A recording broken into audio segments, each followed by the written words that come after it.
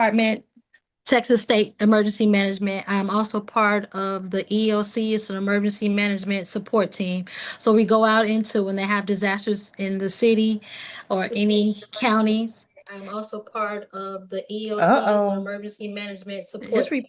So we go out into when they have disasters in the city. It's recording. Counties. I'm also part One of moment. the There is technical difficulties. Hold on. It said recording. It's recording. One moment. There is technical difficulties. Hold on. It said recording. That is the YouTube live stream. That's what's interfering. Let me see if I can just turn it off, y'all. I'm sorry. The YouTube live stream. That's what's interfering. Let me see if I can just turn it off, y'all. I'm sorry. The YouTube live stream. That's okay, go ahead. I'm sorry, y'all. No live stream tonight. Okay, so the most important thing that I always tell people is if they knocked on your door and they say you have 5 minutes to get out, what would you get? That part. The answers that I get are quite comical. I had one lady said that she was gonna grab her purse. Okay. Then I had somebody say they was gonna grab some canned goods. Then I had one guy said that he was going to grab his flash drive. Yes and no to all those answers. If you have 5 minutes, you only have 5 minutes is not a long time in an emergency. You really only have time to grab two things: yourself, your kids, your pet, and a bag. And in this bag that I created and that they tell everyone to create is all your important things, anything that you deem important. The first thing that I say that you should start building is your document folder. It should look like this. It should be in a waterproof bag, a Ziploc bag, anything that keeps it from getting wet. And when I mean important documents, anything, your social security card, your driver's license, your state ID, your marriage license, your deed to your property, your vehicle's insurance information, just a copy. It doesn't necessarily have to be the whole thing, but copies. So in my folder here on this side, I've been instructed by attorney. I have birth certificates, copies of my birth certificates, and everyone who's in your household. So if you, your husband, and you have 3 kids, that's 5 people, it should be 5 birth certificates, 5 copies of an ID if your children have ID, and 5 social security cards. On this side, for me, because I live in Texas and I'm originally from Chicago, I have a list of important numbers for people who live in Illinois and outside of Illinois that are my family members, just in case, because in a state of emergency, you forget numbers. Cell phones don't work, they may not be charged fully. So if you have those numbers, you can call people, pull this form out real quick and say, hey, I need to call my sister. I need to call my cousin. I need to call my girlfriend that lives up the street. Believe it or not, Nashawn's number is on this form. Because in a state of emergency, you're not thinking. You're just trying to get out. They're telling you to get out and you're thinking, let me grab photo albums. Let me grab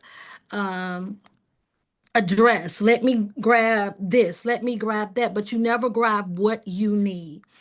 In all my years of dealing with emergency management, we still talk about Hurricane Katrina, which was one of the most devastating things that happened in the U.S. When it came to individuals being transported to other states, they had nothing. They could not identify themselves. They were only going off the word of other people.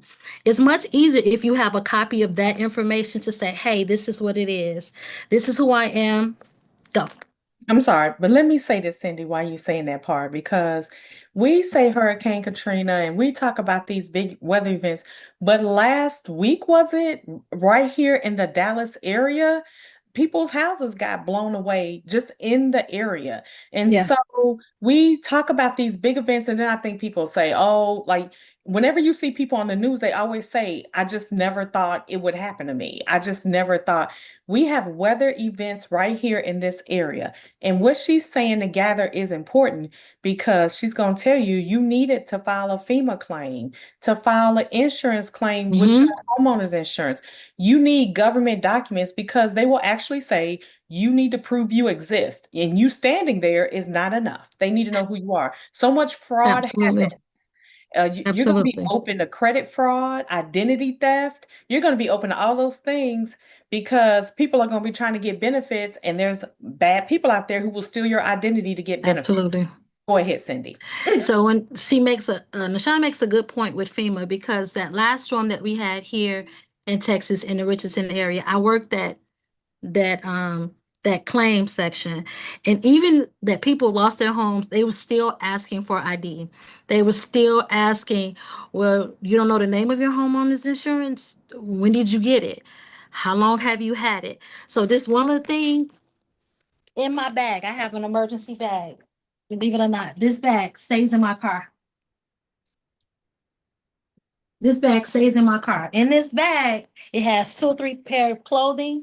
It has this important document, chargers, just some everyday necessities that I might need in the event that I just have to get out.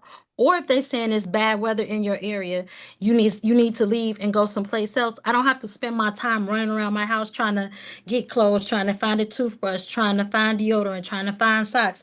That stuff stays in my bag. So we're gonna Okay, get back to wait, hold the on. I'm gonna oh. show is my bag. I got a bag. I got a bag, and my husband got a bag. Let me tell y'all what's in my bag. I got a pair of binoculars. Mm-hmm. I have this emergency radio that'll give me information. It's a flashlight. It'll charge my cell phone. It's powered by the sun. Give them a little antenna right here, like from the old day. And Mm-hmm. this will charge my cell phone. And it has a crank mechanism too. Oh, back here. Yep, So it's a crank this, radio. yeah, you pull this out and then you crank it. That's another way to get it some power.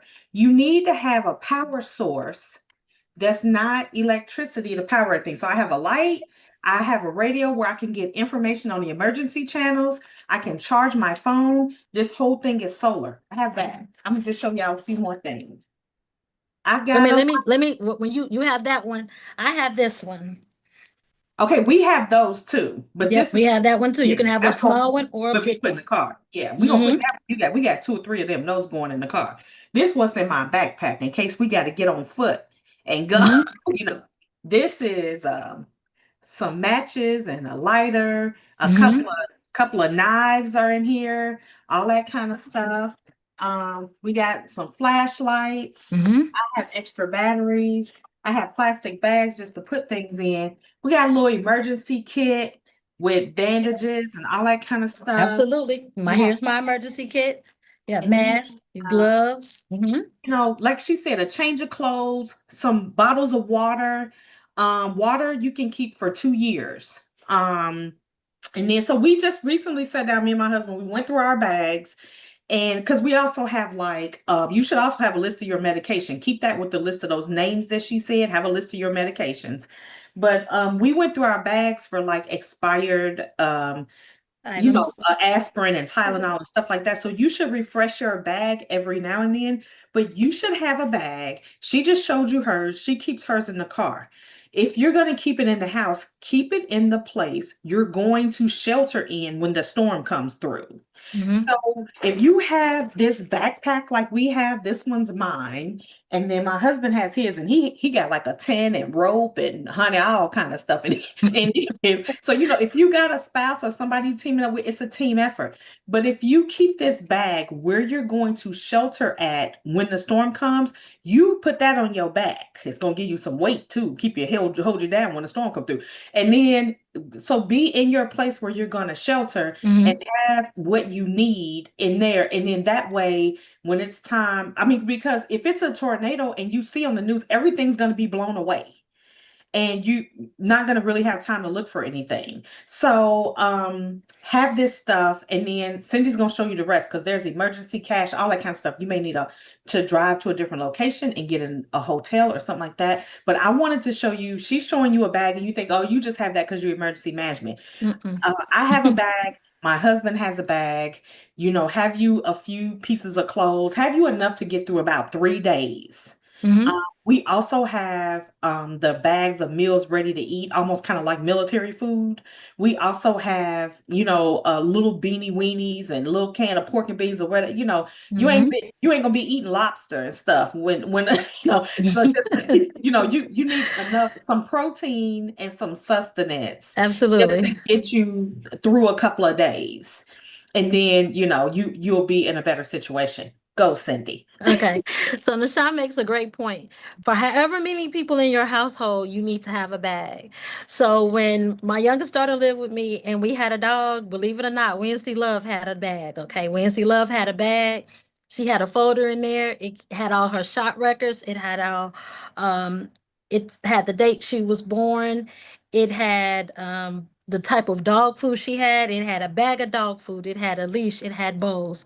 Because believe it or not, when you have to leave your place and have to shelter, Red Cross and other entities do offer you can bring your animals.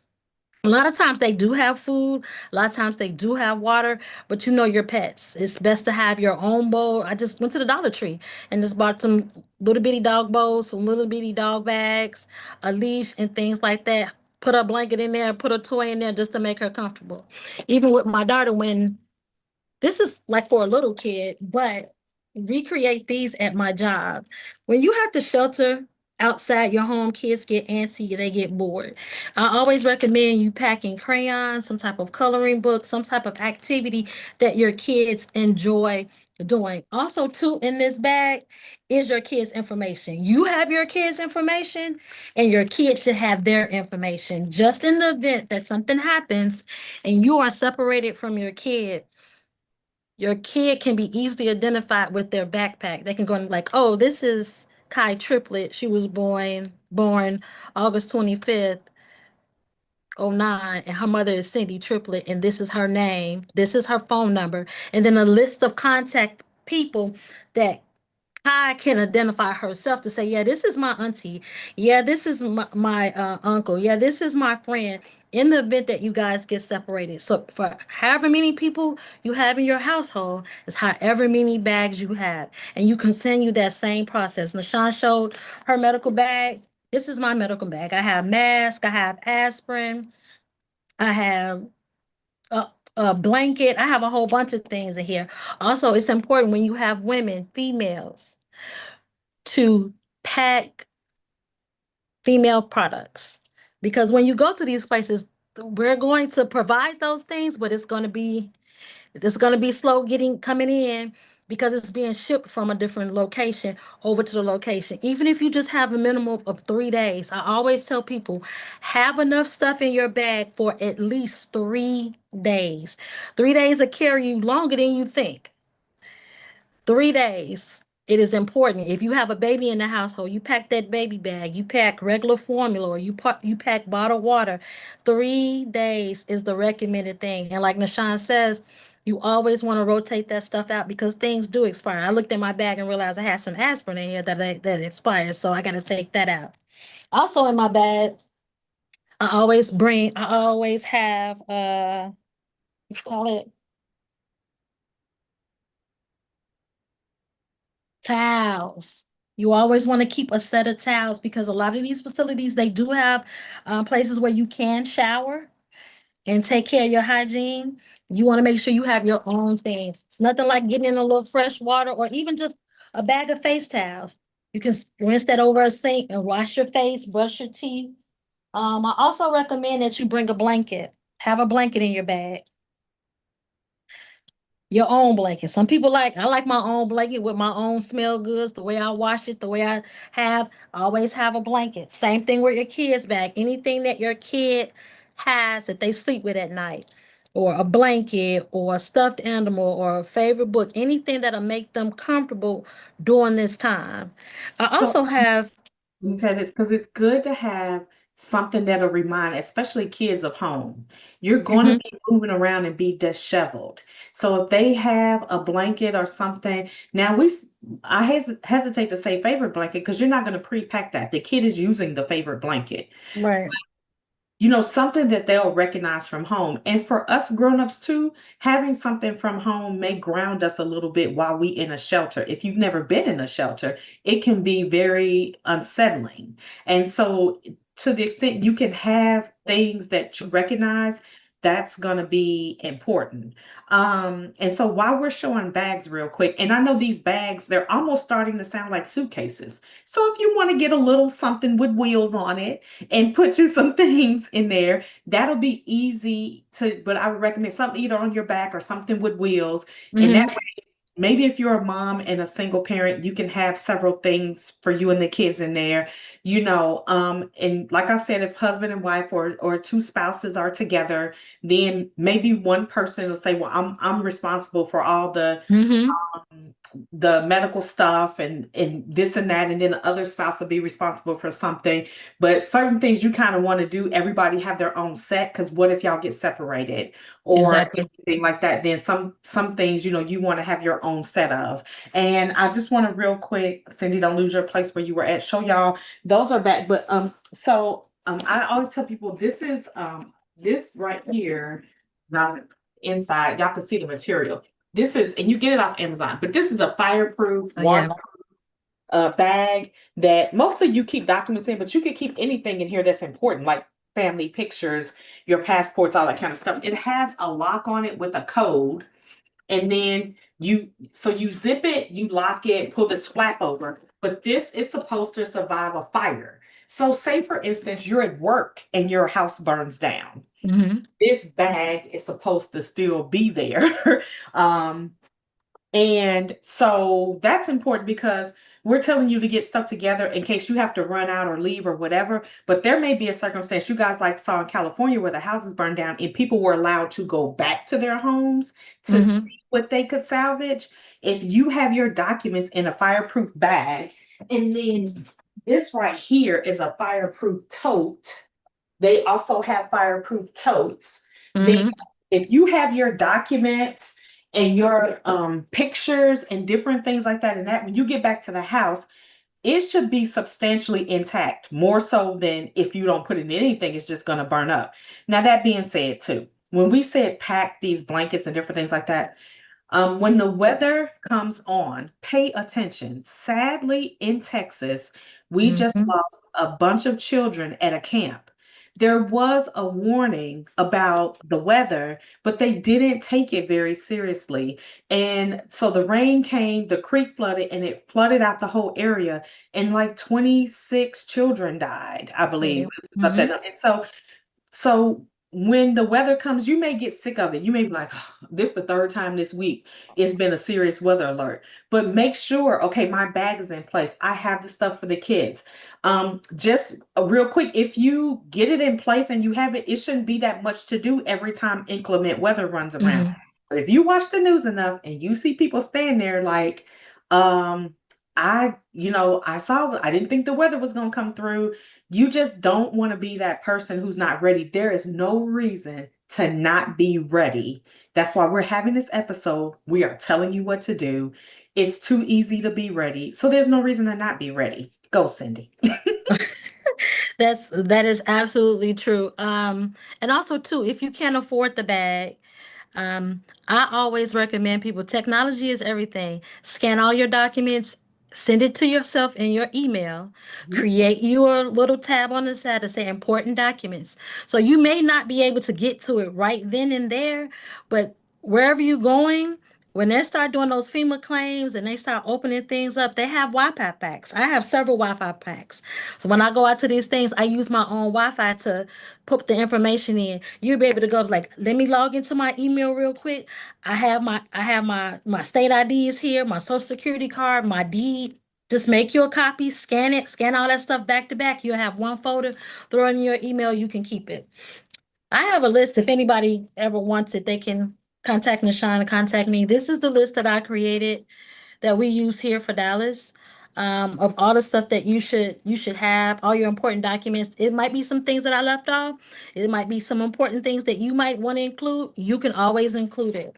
We also made this because we were trying to show the kids the importance, like your name. Because if my mother was still alive, you know, she may or may not be able to talk or whatever the case may be. Like, this is her name, this is her date of birth, this is who she is, this is her contact information.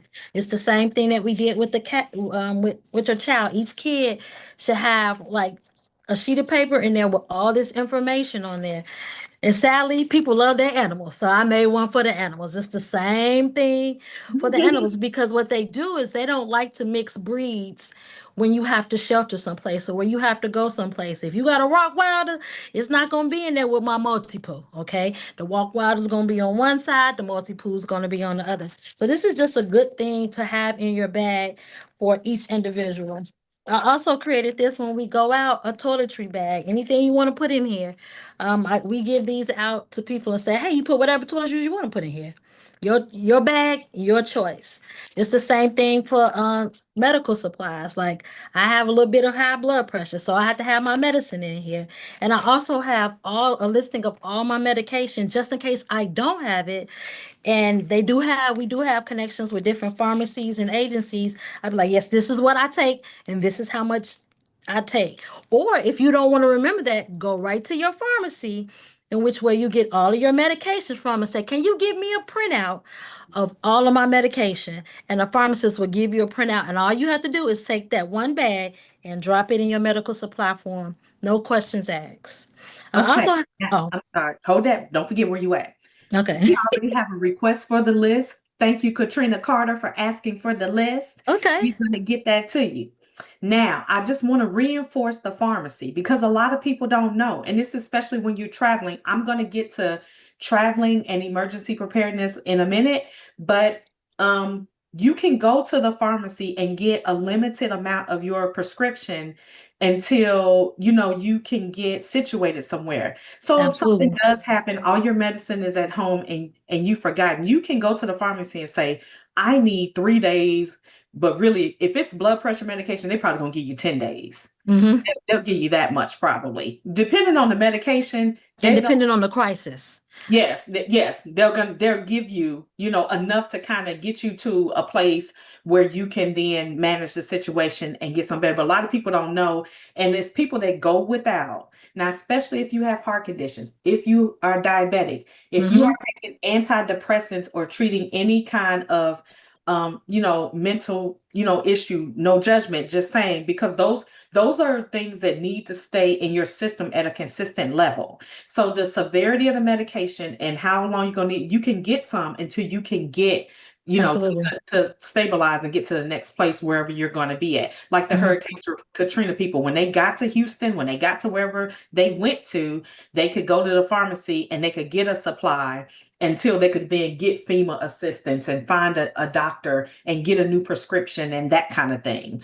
So I Absolutely. wanted to reinforce the medicine because a lot of times in an emergency that goes with that. People go without that, and some people have actually died or gotten They more have. sick because they didn't get their medicine in the emergency. They didn't even know, their family didn't know you could just go to pharmacy and get his heart medicine. You can do that. Mm-hmm.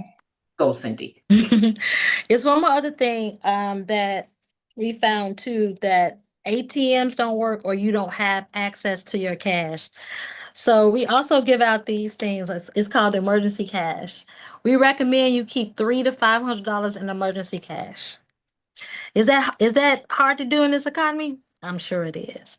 I recommend just putting $5, $10, $20 here until you build up your fund to whatever you want it to be, and you keep that in your important documents. Because what we found to be, it's always a lot of price gouging during that time, that those electronic systems do not work, especially if they're in the same city or close over to the next city.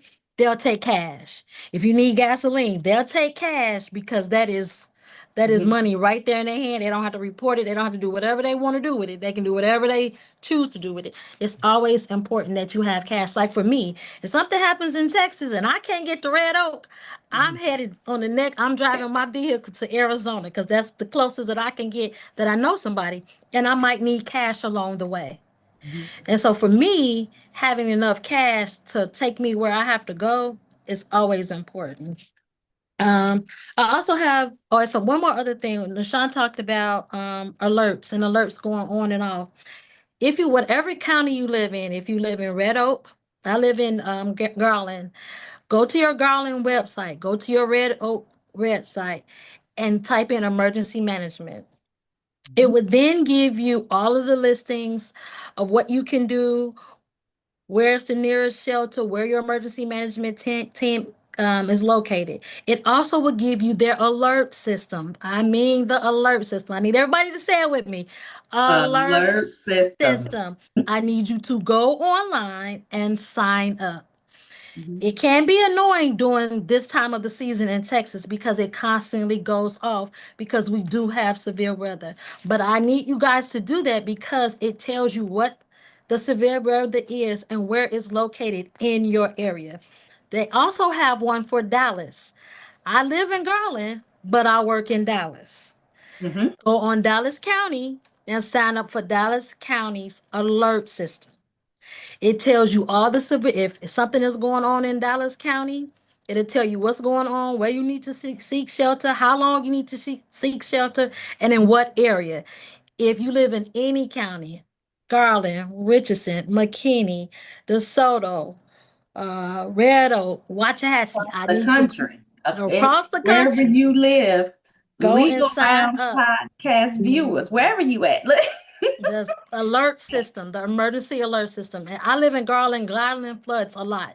Every time it rains, I get a phone call, I get a text, and I get an email. They gonna make you can sign up for however many you like, but I signed up for all of them. It's gonna tell me every 3 ways of where it's flooding at and what I need to do to take shelter. Another way to find out is a handy dandy Weather radio. weather radio. It's called the All Hazards Radio. You can get this at Walmart, Home Depot, Lowe's, or you can order it from our famous place, Mr. Amazing, Mr. Amazon. This weather radio is all hazards. It tells you the weather all across in your state. When it's severe weather in your area, this thing will be silent for days. It'll be silent for months, and it gives out a big beep. Mhm. It'll wake you up out of your sleep, literally. I But that's what it's suggest you designed to do. That's Right. it's I designed suggest to you do put that it in by a case you window need. where the Mhm. antenna is always poking. You always have batteries in it. So if your power goes out, you still can get the weather radio. You then listen to say weather in your area. If it says in your area, seek shelter, follow what the weather radio tells you to do. You grab whoever's in your household and seek shelter. This is what we train all of our staff, our administration, and our students in our schools. Don't call us, we'll call you. Because they seeking shelter. I need you to seek shelter. Alert us in the Raptor app, and then we'll tell you what to do further.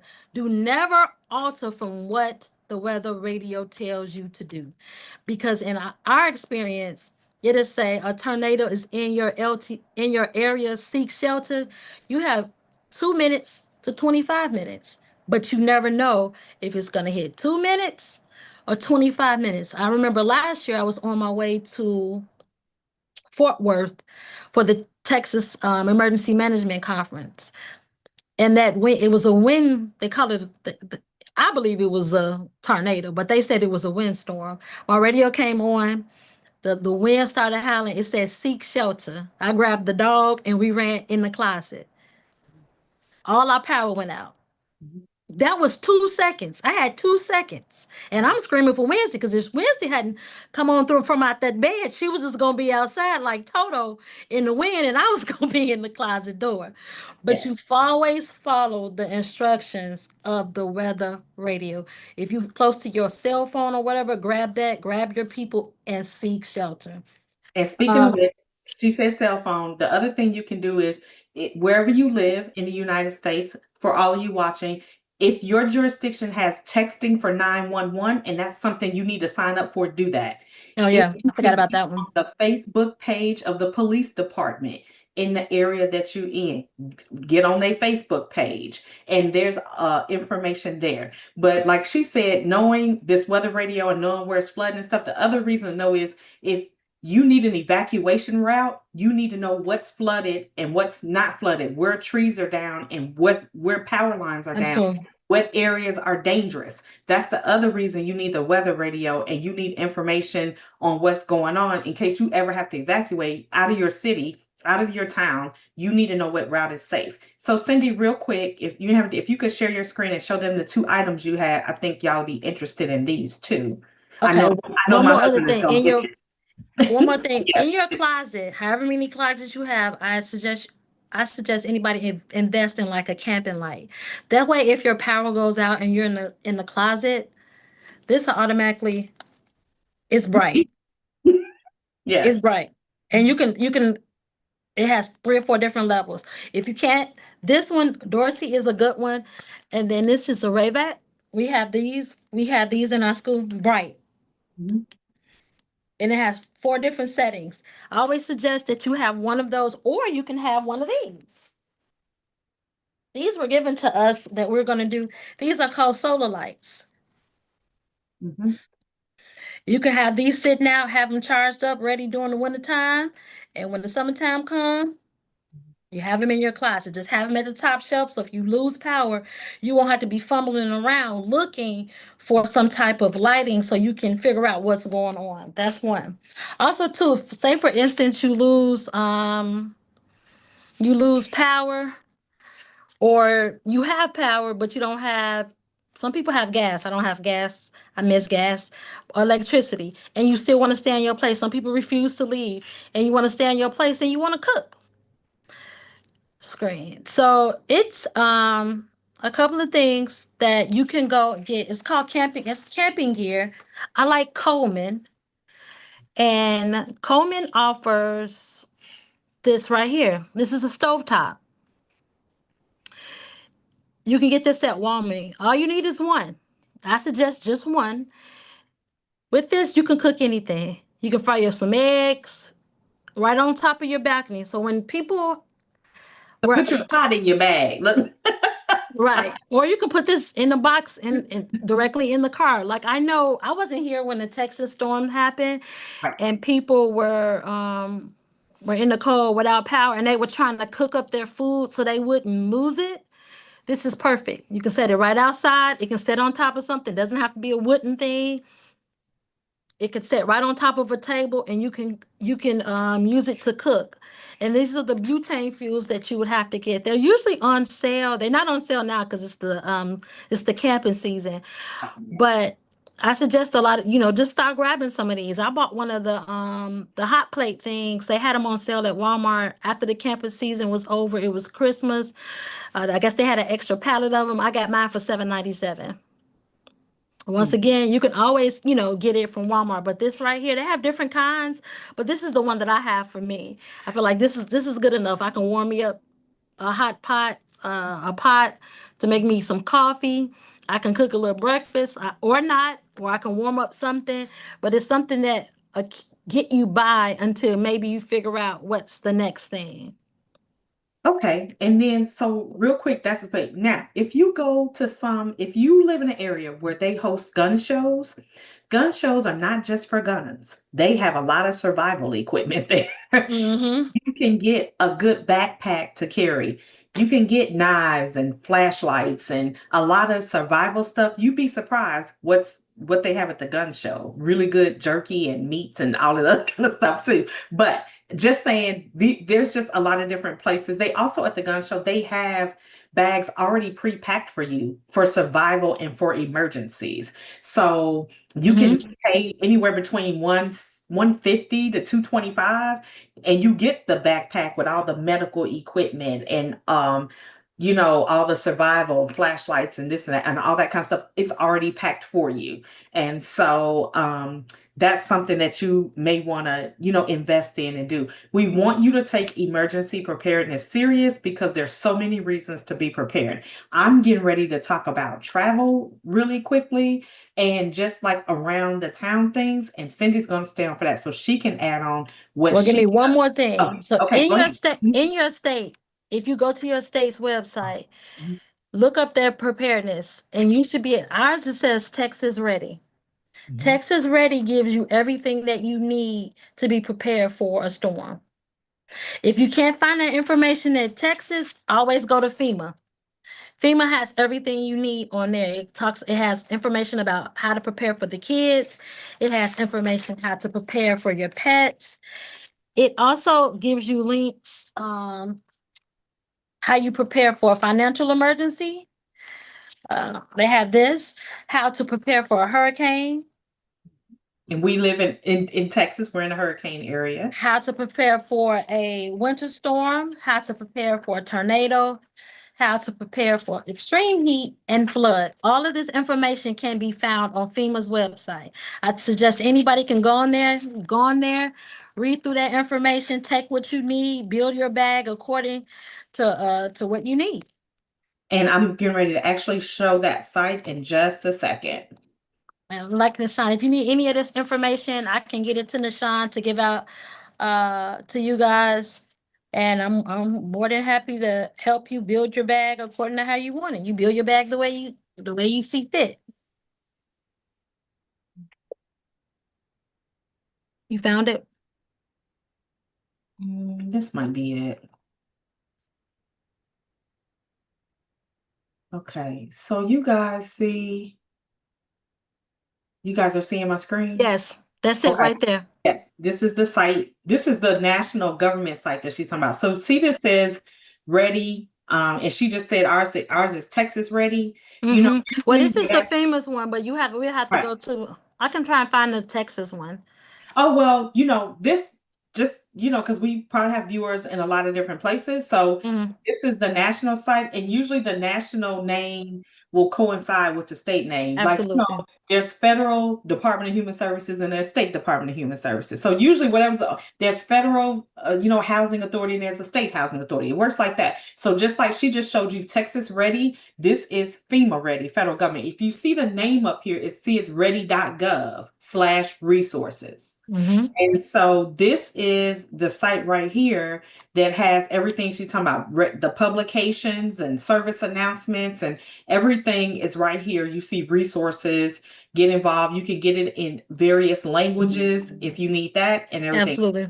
So, okay, so that's the Ready site. I want to talk to you guys about international travel. Let me see. Let me start here.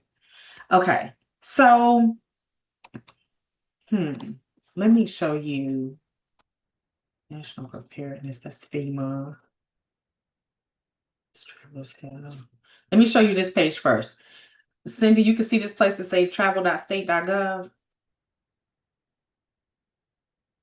Oh, you're on mute. Yes, I can see it.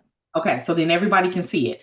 I want y'all to look at this part in red. It says Americans in the Middle East. Americans in the Middle East should follow the latest guidance from the U.S. Embassy and Consulate and can contact the U.S. Department of State.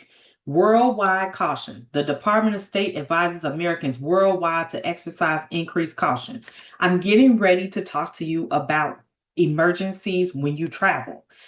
The very first thing you should do, no matter where you're traveling, outside of the country, because that's what the Department of State is for foreign, outside of the country, is come to this website, the State Department. Now, this is the first time, this is just facts.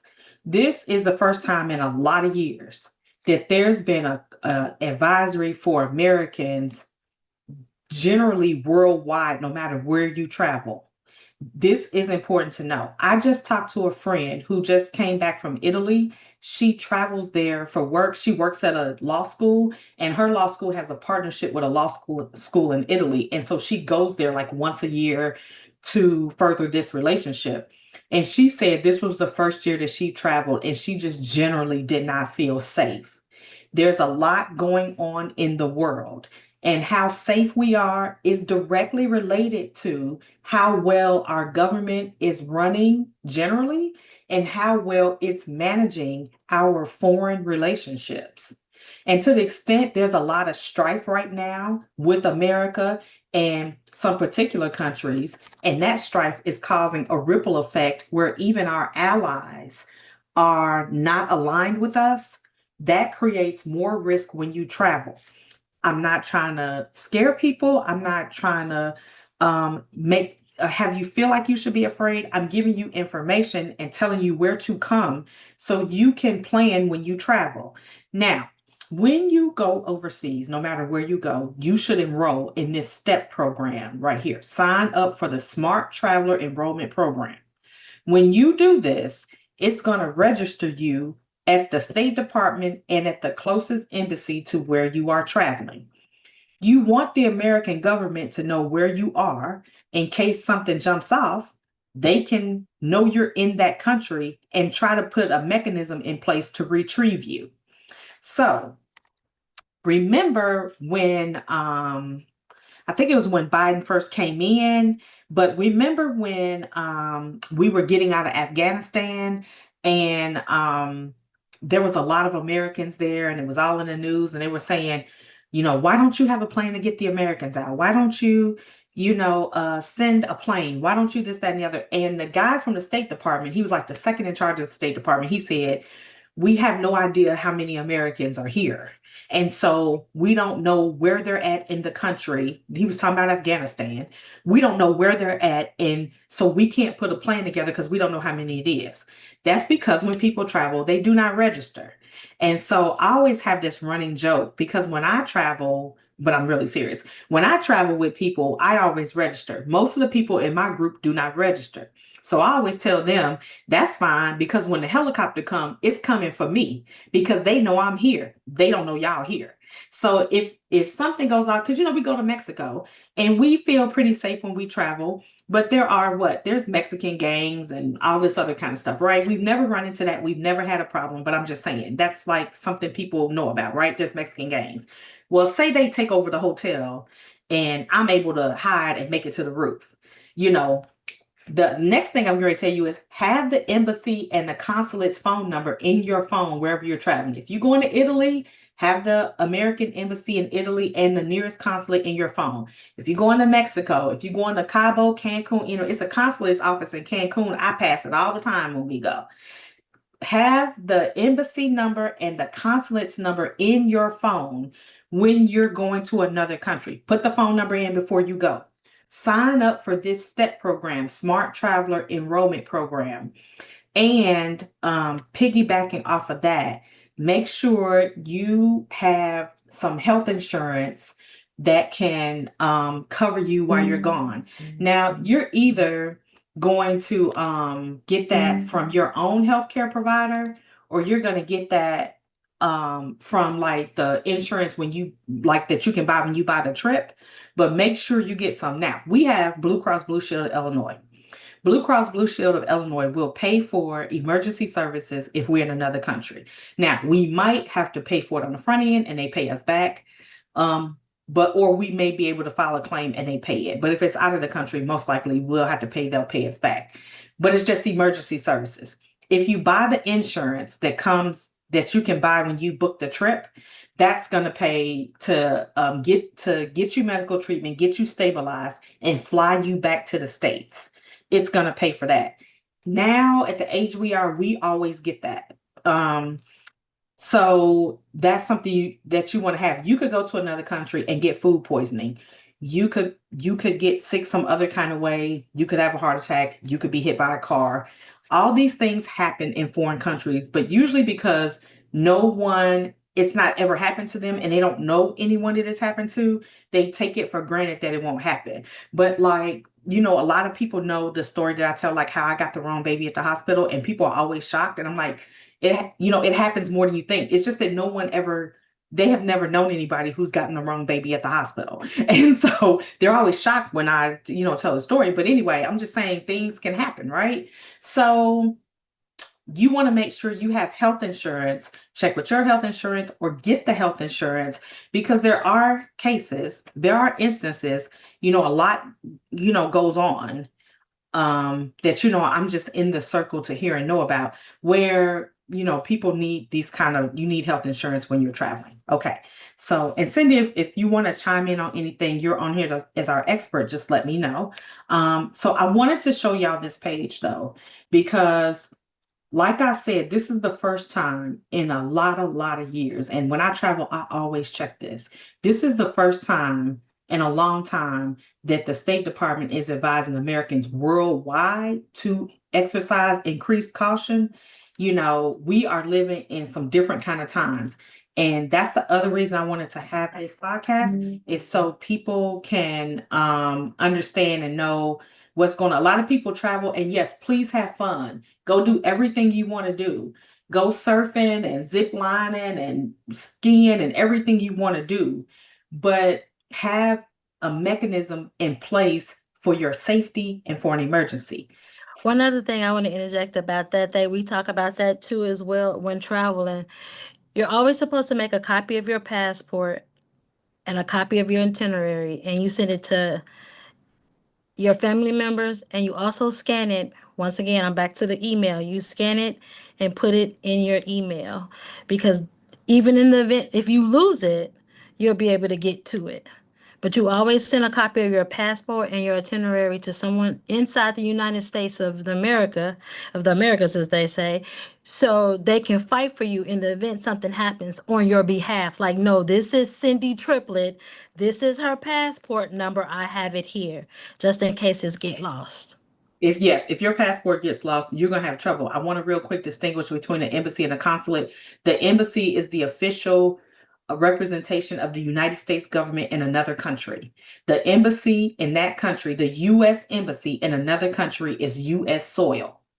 Get there as soon as you can if there's an emergency. If you are not in a city with an embassy, there's going to be a consulate. Like in Mexico, usually the American embassy is in the capital of that country. Whatever country you're in, the U.S. embassy is going to be in that capital. Just like if you go to Washington, D.C., that's where all the embassies are at.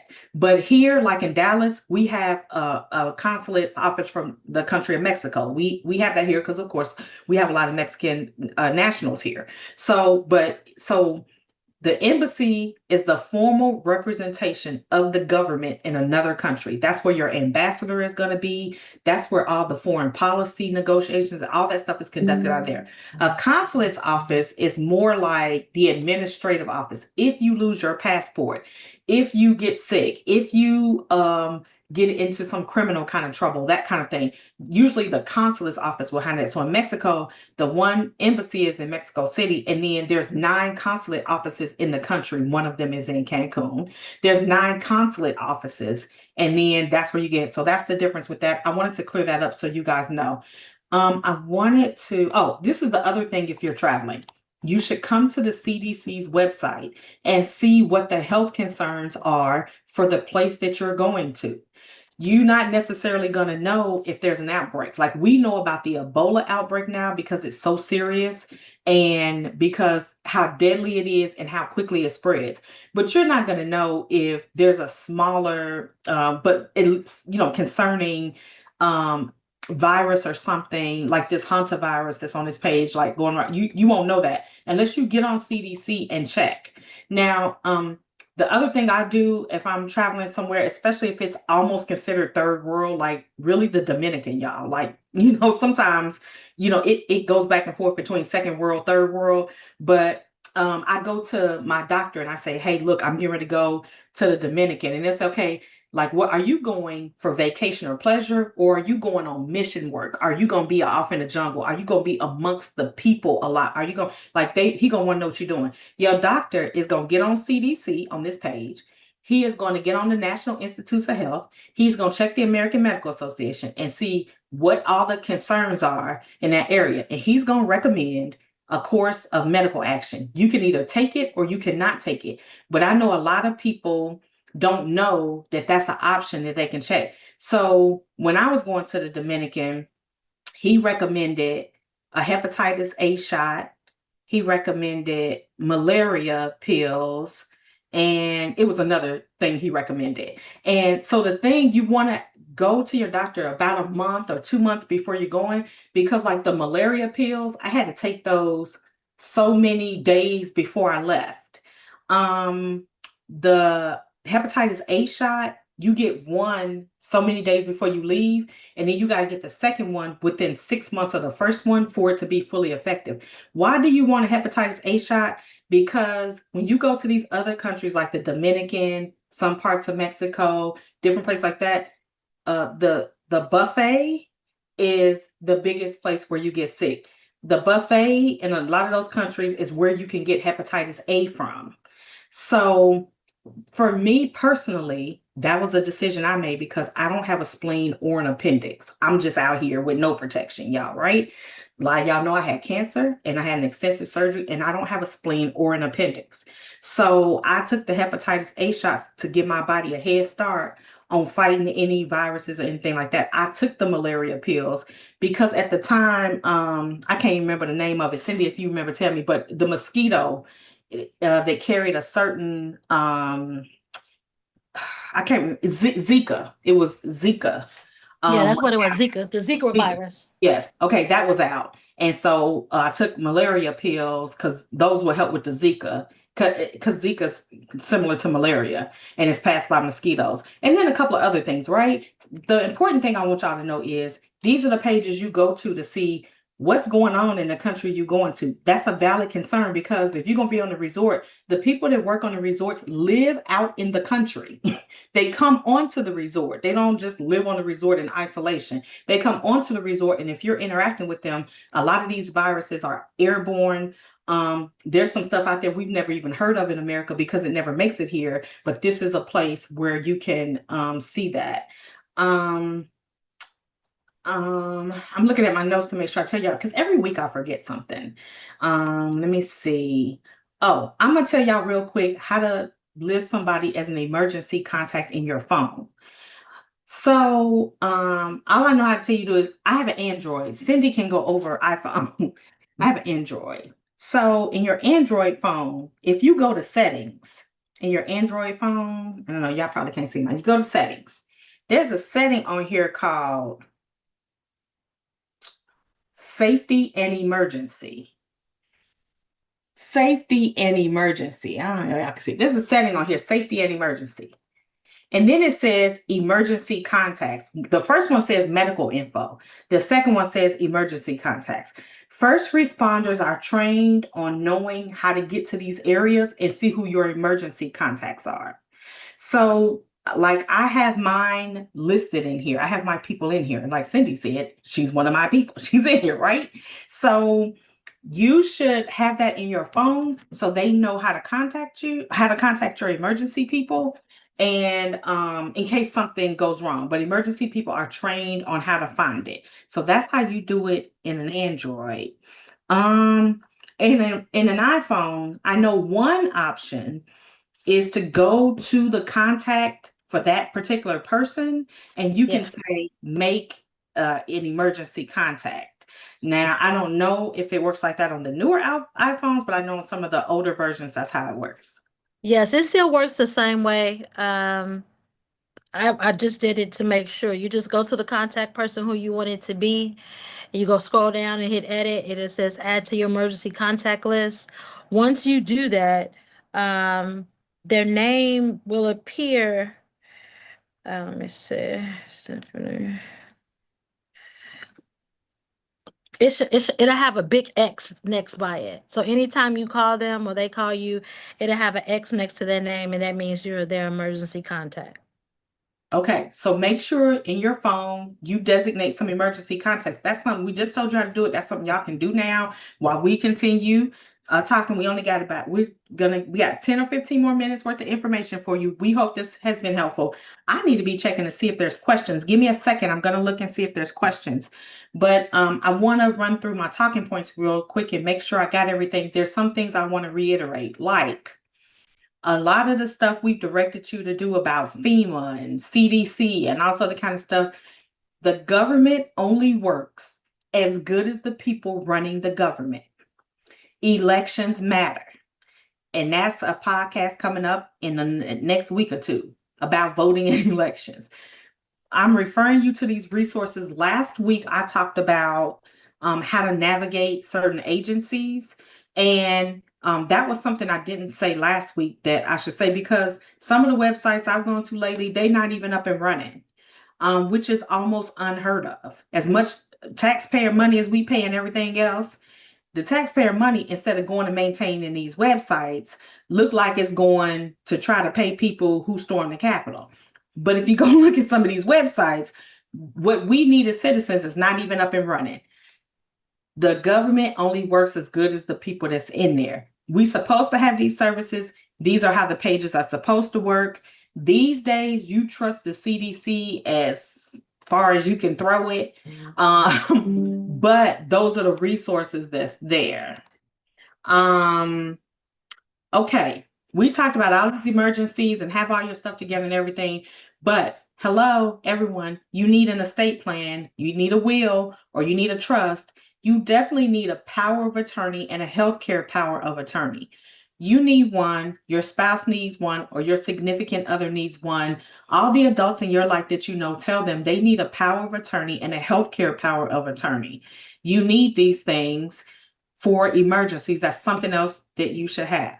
So everyone out there knows they can contact me about that, about getting one. I'm very passionate about having your documents in order, because you make it very hard for the people who have to make these decisions or who have to, do things for you until you can do it. You make it very hard without any documents.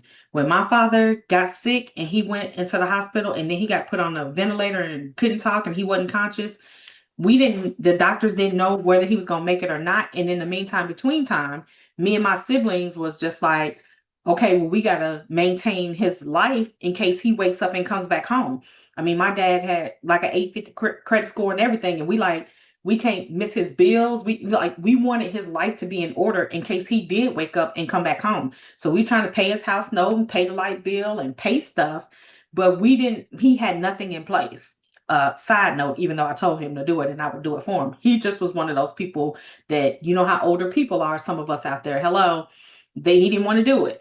And it was just really hard. And then at the point when he passed, that was worse because we had to do probate. He died on Christmas Eve, 2022. Hello, people. We are still in probate in the state of California. It is 2026. It's about to be 4 years. Don't leave that mess for nobody. Nobody wants to deal with that mess. When all you got to do is quickly have a will, a power of attorney, and a healthcare power of attorney. Side note, the power of attorneys don't survive death. That's why you need the will, preferably a trust. If you have a will, you still have to probate. If you have a trust, there is no probate. Please get those things in place because you leave a mess behind, which is just not necessary. Okay, take the time to check all your insurance coverages.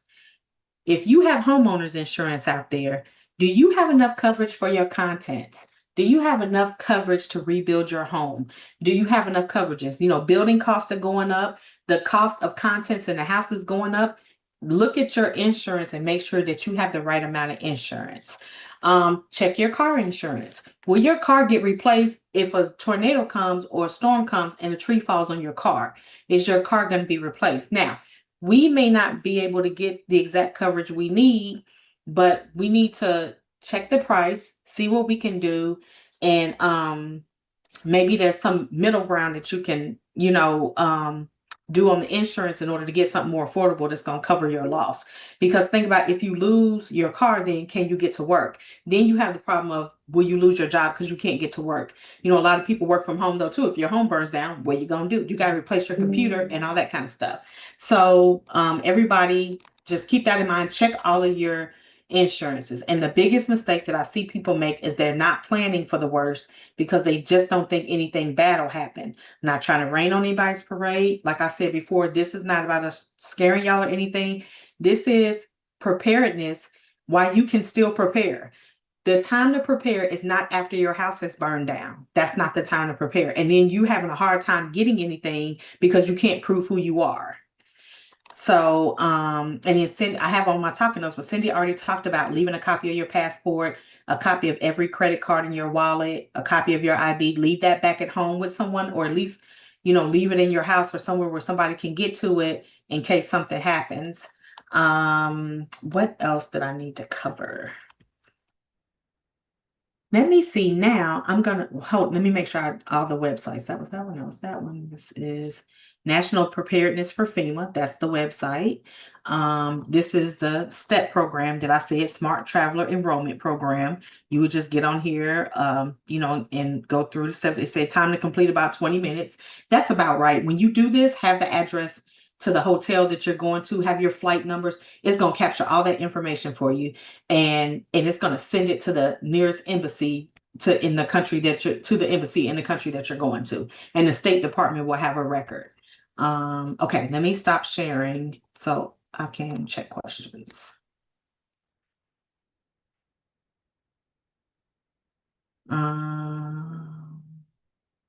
Okay, well, no, it looks like we're good on questions. Okay, so let's see.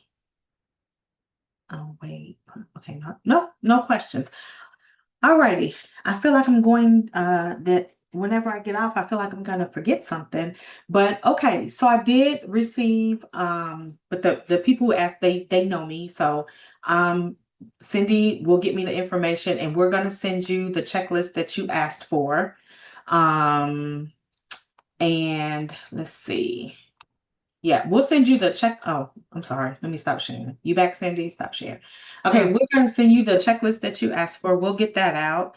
And then if you have any questions about emergency preparedness, let us know. I feel like, oh, Cindy, one last thing. Tell like a FEMA claim. Okay, so I don't know if a lot of people know. So say like a storm comes through and your lights go out and they're out for a week and you lose the food in your refrigerator. You can actually file a claim for that. Like, you don't have to have a total loss of your house or a total loss of stuff to file a FEMA claim.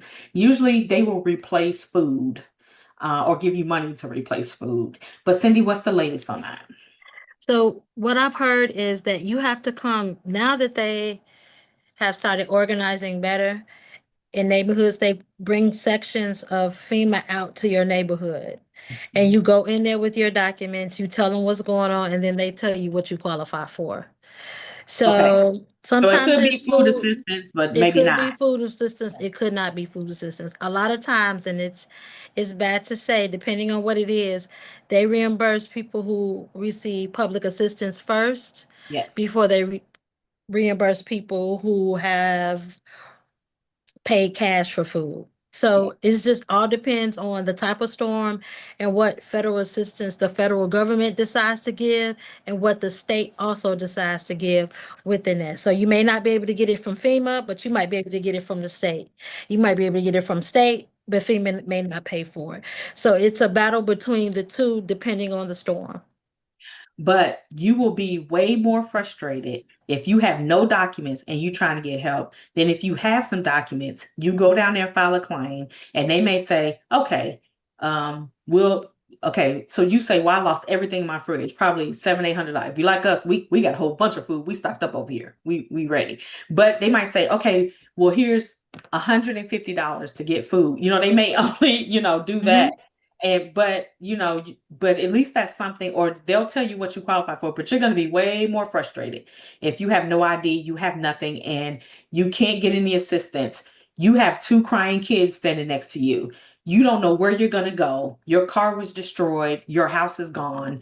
And, you can't even get the Zelle or the Cash App of the money that your family may be sending something trying to help you because the system is down and your phone's not working and all that other kind of stuff. So people, you may say, well, I got family. They'll just sell me some money. Remember, the phones aren't working. I remember Hurricane Katrina. I was in Mississippi at the time and I was up a little north of Jackson. Hurricane Katrina was New Orleans. It still hit us at a level 1 and our phone service was out. And so all people could do was text, but the phones, the banks, like she's saying, everything was down. And so Zelle and Cash App and none of that, Western Union, none of that stuff is going to help you if it's not working. Have your emergency cash. So keep that in mind. We're so used to relying on that stuff, we almost can't imagine it won't work. But it took AT&T a while to restore service. Mhm. And we weren't even directly impacted. And it'll take everybody a while to restore service.